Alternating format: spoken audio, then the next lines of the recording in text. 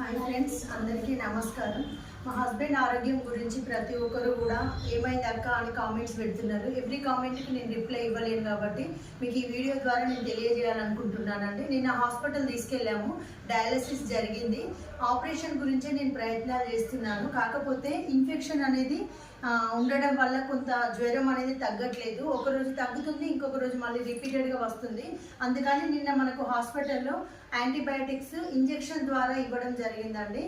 దాని ద్వారా త్వరగా రికవర్ అయ్యి జ్వరం అనేది కంప్లీట్గా తగ్గి తను సర్జరీకి ఓకే అన్నట్టుగా డాక్టర్స్ చెప్పారు. అందువల్ల ఆ ఇంజెక్షన్స్ అన్ని తెప్పించి అవి ఇంజెక్షన్స్ డాక్టర్స్ ద్వారా పెట్టించామండి.